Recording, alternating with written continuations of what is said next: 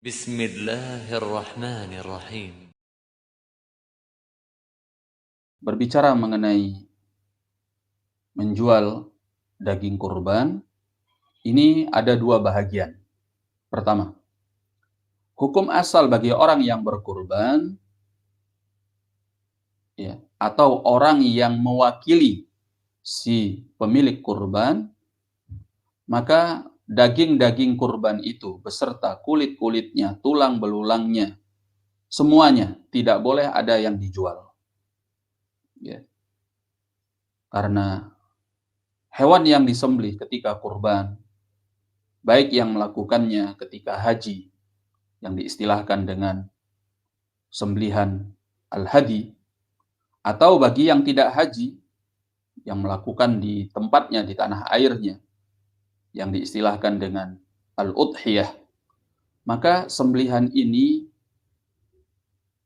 adalah sembelihan yang memang diniatkan sesuatu yang sudah kita berikan kepada Allah Subhanahu wa ta'ala. Kita sudah mewakafkannya untuk Allah, memberikannya untuk Allah.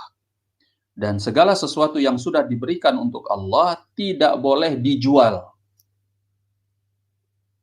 Dia hanya boleh dimanfaatkan, dinikmati.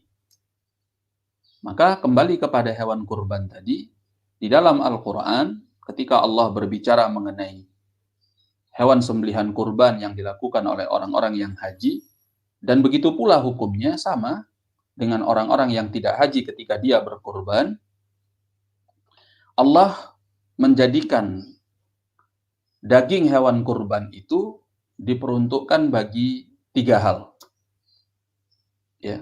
Sebagaimana yang Allah katakan di dalam surat Al-Hajj ayat ke-28, kata Allah, "Fakulu minha wa at'imu al-ba'isal faqir." Maka makanlah darinya dan berilah makan kepada orang yang tidak mampu, orang yang fakir. Maka di sini Allah sebutkan dua kegunaan dari daging ataupun dari hewan yang disembelih ketika kurban. Bahwa kemanfaatan hewan-hewan kurban itu pertama dimakan. Yang kedua disedekahkan untuk orang-orang yang fakir, yang miskin.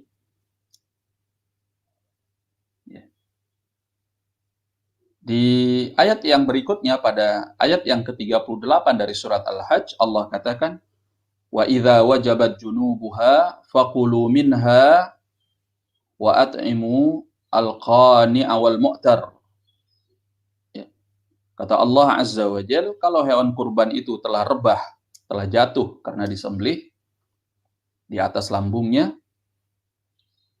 maka makanlah darinya dan beri makanlah kepada orang yang al-qani', yaitu orang yang cukup, wal mu'tar, dan orang yang tidak mampu. Di sini Allah sebutkan ada tiga. Pertama, makan oleh si pemilik kurban itu sendiri, dimakan oleh si pemilik kurban itu sendiri. Yang kedua, diberikan hadiah kepada orang-orang yang berkecukupan. Tidak mengapa kita hadiahkan walaupun orang itu tidak mampu, walaupun orang itu adalah orang yang mampu, yang barangkali dia juga berkorban. Yang ketiga, disedekahkan. Oleh karena itu, sebagian ulama mengatakan bahwa hewan kurban itu dibagi kepada tiga bahagian. Satu, dimakan oleh si pemilik kurban. Sepertiganya untuk dimakan oleh si pemilik kurban. Yang kedua, dihadiahkan. Nah, ini dihadiahkan kepada siapapun orang yang dia ingin beri. Hadiah ini lebih kepada orang yang ingin kita bangun kasih sayang bersamanya.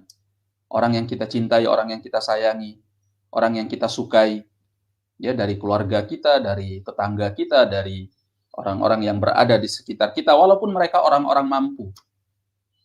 Itu hadiah. Karena hadiah itu tujuannya untuk membangun rasa kasih sayang di antara yang memberi hadiah dan yang diberi hadiah.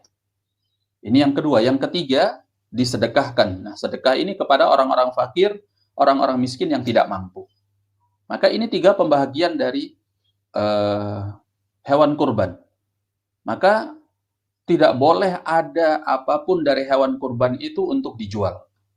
Bagi orang yang berkurban, dia tidak boleh menjualnya. Ya, demikian pula bagi para wakil, ya, apakah itu takmir masjid atau yang semacamnya yang mengadakan kurban, yang menerima kurban dari orang lain, mereka mewakili untuk menyembelihkan kurban mereka, maka mereka sebagai wakil dari si pemilik kurban tidak boleh menjual apapun dari hewan kurban itu. Tidak dagingnya, tidak kulitnya, tidak yang lain. Semuanya harus dibagikan. Ya, 3 bahagian tadi. Sebagiannya, sepertiganya, sebahagiannya boleh diambil, dimakan oleh si pemilik kurban. Yang kedua, bisa dihadiahkan kepada orang yang kita sukai, yang kita ingin membangun rasa kasih sayang bersamanya. 3 adalah memberi kepada orang-orang yang tidak mampu, orang yang fakir, orang yang miskin.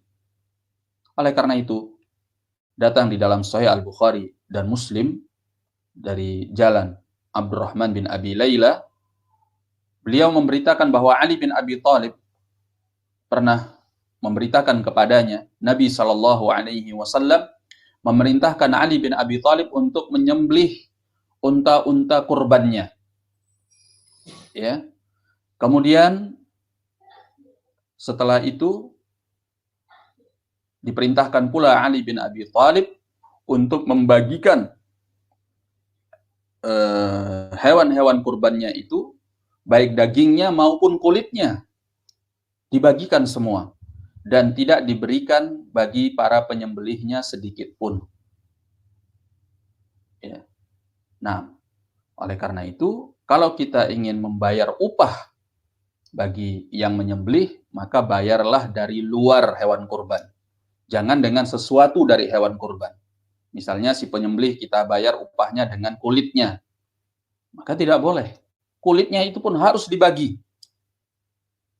Sehingga kalau kita ingin membayar upahnya, bayar upah dengan yang lain, dengan selain daripada hewan kurban kita. Ini yang benar, ini yang dituntunkan oleh Rasulullah Sallallahu Alaihi Wasallam. Ya, yang sesuai dengan ayat dan sesuai dengan hadis Nabi Sallallahu Alaihi Wasallam. Ini yang pertama. Yang kedua, bagian yang kedua, yaitu orang yang menerima pembagian dari hewan kurban.